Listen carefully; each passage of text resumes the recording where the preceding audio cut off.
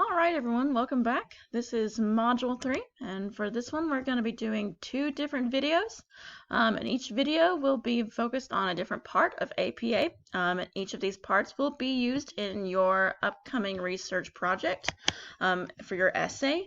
This will be focusing on, I know, the tricky parts of APA, the parts that I know you're not looking forward to, but that are necessary for you to do.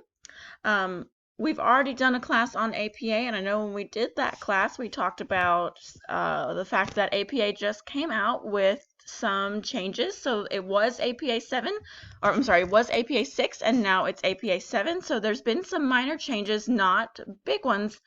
So we've kind of gone over some of them already, but I'm going to go over some more. And right now we're going to be going over the ones that deal with the actual formatting of the paper. So I've got this nice sample paper here. This is one that was done in APA 6. We're going to go over the changes from APA 6 to APA 7. So I'm just going to highlight the changes from 6 to 7 in the formatting of the actual paper itself. So if you want to know the changes in the references or the citing, we went over that in class already, but I will post a link to a video, a YouTube video, that goes over those changes really well in depth in one of our Canvas announcements. So if you want to check that, that'll be really good so you can see those differences there. That'd be really cool too. So for this particular page that we're looking at right now, not a lot has changed. The biggest thing that I want you guys to take away from this little chat that we're having right now is the running head. So if you've ever done an APA paper before, you know that the biggest headache that students have is the running head. Well, for APA 7 now, they're saying that students don't have to have a running head unless your professor says that you have to. So I'm telling you that you don't have to have a running head. Do I want you to have page numbers? Yes, you should have page numbers because that saves me a headache when I'm grading. So please have page numbers, and you'll see that's right here. Okay, so you've got your page number right there. You can have your title here as well, but you don't have to have a running head. You don't need to have a headache on having the first page different than the rest of the pages. No need to worry about any of that. Keep it simple. We're all trying to figure out this online stuff together. So give me page numbers. Try and put the title at the top. If you can't figure out how to do the running head and stuff like that, you don't need to anymore. You don't need to stress out about that. So that's really great. The rest that we need to think about, this is all the same. The other thing that they've kind of changed is the flexibility with the font. It used to be that the font would always be Times New Roman 12 point, but now they've changed it to where you can have different ones. So you can do different fonts now. I'm totally fine. But I would rather you guys make sure that we are still keeping the 12-point fonts. That way we don't, we can still keep it in the, that 12-point font, the 8 to 10 page range. That'd be good. As you can see here, we've got our indentations are still the same. So I'm going to be going over this more so that way you can kind of get a feel of what an APA style paper looks like. Remember, you're going to have your abstract on page 2. So if you can see right here, this would be your abstract. That's where I want your abstract. We haven't gone over abstracts yet. That's where your second video in a second that I'm going to go over in your second video. That's what that's going to be about. So remember, your abstract's going to go on page 2. We haven't got there yet. So just keep that in mind. Okay, so you've got your title here, starting your paper. Everything's going to be double spaced. And so we've got some citations here, so you can follow those. Those are pretty consistent. In-text citations, remember, you have to have those.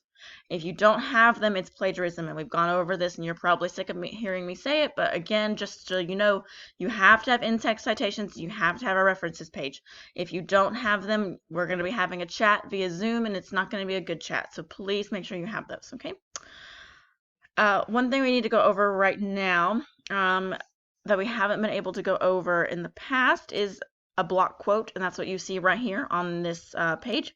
So this is what we call a block quote. Any block or any quote that is over 4 lines needs to be blocked like this. And this gives you kind of an idea of what you should do for a block quote. So it's single spaced, and I think, I'd have to double check, but I think this is an inch margin right here, or an indentation from about a 0.5 from the inch margin here. I have to double check that just to make sure I know what I'm talking about, because sometimes I don't. But as you can see, this is indented from the left side farther away from the other, from the rest of the text, and that's how you could indicate that you're doing a block quote. Okay, so it's single spaced, indented from the left side, and that's how you do quotes that are longer than 4 lines.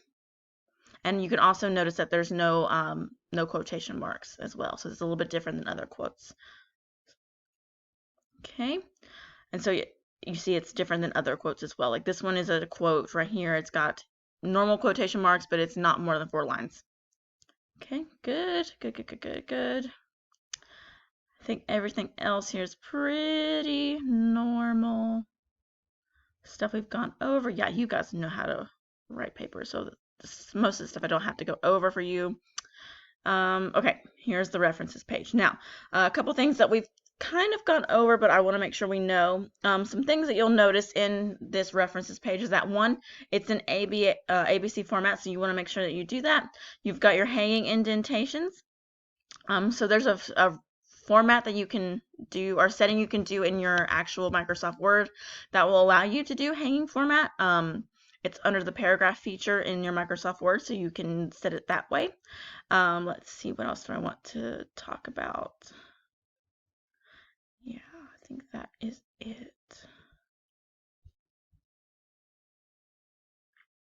Yes. Yeah, and your references are also all double spaced as well, so then nothing changes for that. So again, if you want to know the differences between APA 6 and APA 7 in your references and in your in-text citations, again, we kind of went over that already, but if you really want to know the differences, I'm going to post the link to the video in our announcement, and you can check it out there. It's a really good video. It'll go over all the changes for you. And if you want to kind of know how to do APA in general and you missed our class, then you can check out the library website. You can check out Purdue OWL. You can there's lots of different websites out there that'll help you do that, but you can also ask me whenever you want to. That's totally fine. But this is just the gist of how to format an APA paper in APA 7 and what the differences are. Not a lot has changed, but just kind of wanted to get you guys up to speed. And usually our modules have exercises. I'll let you know what that exercise is in the next video. So thank you guys for tuning in, and I'll catch up with you in the next video. Thanks, you guys.